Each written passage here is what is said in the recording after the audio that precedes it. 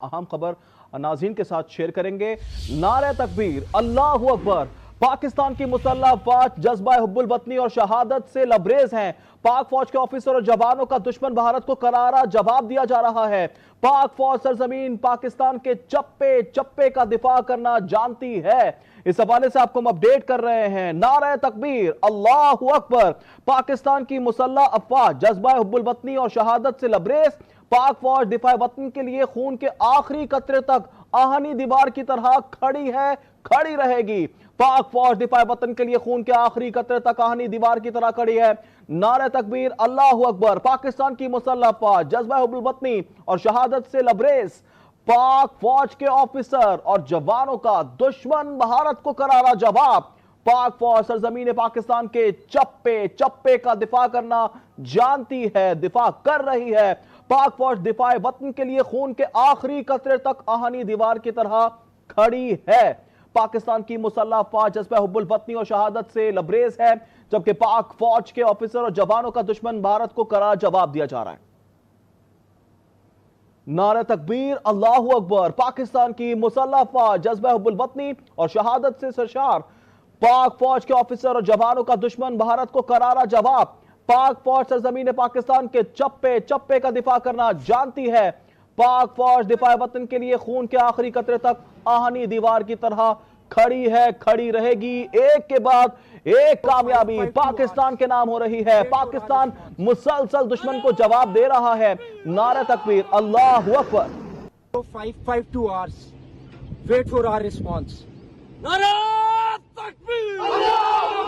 बिल्कुल, पाकिस्तान के मुसल्लह अफवाज जज्बा हुब्बुल वतनी और शहादत से जिस तरह से लबरेज हैं, आप देख सकते हैं। पाकिस्तान ने भारत के हलवारा एयरफील्ड को तबाह कर दिया है। इस हवाले से आपको हम अपडेट करेंगे। जबकि नारे अल्लाह अकबर की सदाएं भी आपने सुनी, कितना पुरजोश है, कितना पाकिस्तान की मुसल्लह अफवाज का जज्बा आपने देखा नाजरीन। हुब्बुल वतनी और शहादत से लबरेज हैं, सरशार हैं। पाक फौज के ऑफिसर जवानों ने दुश्मन भारत को करारा जवाब दिया है। ठीक है, अवैस तौहीद तज्जियाकार हमारे साथ मौजूद है, उनसे बात करते हैं। अवैस साहब, पाक फौज मुसलसल जो है जज्बा हुब्बुल वतनी और शहादत से लबरेज है, सरशार है और भरपूर दुश्मन को करारा जवाब देने का सिलसिला जारी है। जी बिल्कुल, जो अभी बात हो रही थी कि ये मजबूर किया भारत की जंगी जहरियत ने कि उनको भरपूर जवाब दिया जाए, और पाकिस्तान के जो कामयाब हमले हैं उसकी एक पूरी फहरिस्त जो आपने भी अपने नाजरीन को बताई है कि गुज़िश्ता रात को और ऐलान करके ये सारे हमले किए गए हैं। तो मुझे, लेकिन मैं आपको बताऊं कि मेरी जो सीनियर मिलिट्री या जो हमारे सिविलियन लीडरशिप है, जो मेरी बातचीत हुई है, उसमें ये बताया गया, मुझे जो बताया कि किस तरीके से सऊदी अरब के जो वज़ीर ख़ारजा थे, सऊदी अरब के जो वज़ीर मुमलिकत बराए ख़ारजा जो गुज़िश्ता रोज़ पाकिस्तान के अंदर थे, उससे पहले वो इंडिया के अंदर थे, वो मीडिएशन की कोशिश कर रहे थे। उस वक्त भी उनको बताया गया पाकिस्तान की जानिब से कि हम रिस्ट्रेन का मुजाहरा कर रहे हैं। उन्होंने ये बताया कि इंडिया जो है वो अब हमला नहीं करेगी। उनको बताया, उन्होंने कहा कि अगर इंडिया हमला करेगी तो उसका जवाब दिया जाएगा। इसी तरह का पैगाम मार्को रूबियो को, जो हमारे वज़ीर ख़ारजा हैं, इसहाक़ डार, उन्होंने भी दिया। मार्को रूबियो ने जब डी एस्केलेशन 2 दफा उनसे बात हुई है, वज़ीर आज़म शहबाज शरीफ साहब से बात हुई है, और आज हमारे army chief general Asim Munir साहब से वज़ीर ख़ारजा या सेक्रेटरी ऑफ स्टेट जो यूएस के हैं मार्को रूबियो, उनसे बात हुई है और वो डी एस्केलेशन चाहते हैं। इसी तरीके से एएफपी न्यूज़ एजेंसी ने एक डिटेल्ड स्टोरी रिलीज की है, जिसके अंदर चाइनीज जो फॉरेन मिनिस्ट्री है उसके स्टेटमेंट को कोट करते हुए उन्होंने कहा है कि डी एस्केलेट करें, और साउथ एशिया रीजन के अंदर जो एक पूरी खत्ते को जंग का खतरा है उसमें डी एस्केलेट करें। लेकिन बात यह है कि इस वक्त पाकिस्तान ने जब ये हमले किए हैं उसके बाद क्या आलमी बरादरी जो है वो डिफ्यूज करने के लिए इस टेंशन को आती है? क्या वो इंडिया की जंगी जहरियत? तो अवैस तो सब आप क्या समझते हैं, सिफारती सतह पर पाकिस्तान ने कितना नुकसान पहुंचा दिया अब तक भारत को? भारत के साथ अब कोई स्टैंड करेगा भी इजराइल के अलावा?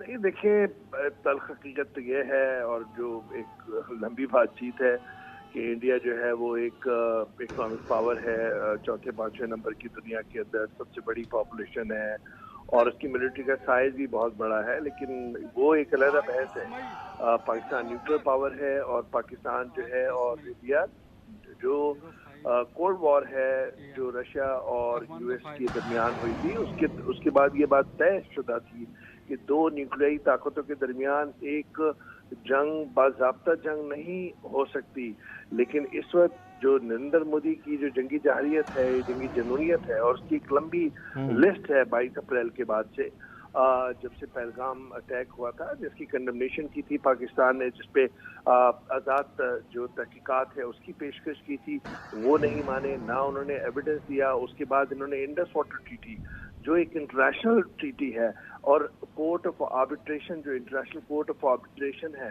اس کو رد کرتے ہوئے انہوں نے جو ہے آبی جارحیت کا مظاہرہ کیا، اور پاکستان کو پانی کے جو ہے اس کو ویپن بنایا اس جنگ کے دوران یا اس کانفلکٹ کے دوران۔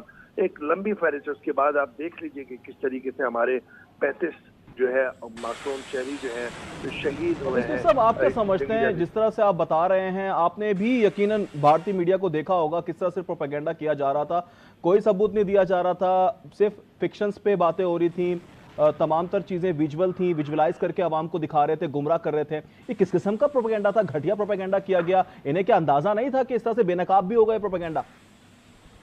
دیکھیے، جس طرح جنگ کے اندر کہتے ہیں کہ the truth became the first casualty in a war، اور چاہے وہ عراق وار ہو، چاہے افغانستان کی وار ہو، چاہے وہ ویتنام کی وار ہو جو 60 کی دہائی میں تھی، یا وہ جو معصوم فلسطینیوں کے خلاف جو جینوسائیڈ ہو رہا ہے، انڈیا کا غزہ جو پہ جو وار مسلط کی ہے، اس کے اندر میڈیا جو ہے اس کا ایک جو پیسج ہے وہ فوگی اس میں گزرتا ہے، جس کے اندر اسٹیٹ کے نیریٹو کو بھی پش کرتی ہے، اس کے اندر پروپیگنڈا بھی آتا ہے، اس کے اندر مس انفارمیشن بھی آتی ہے۔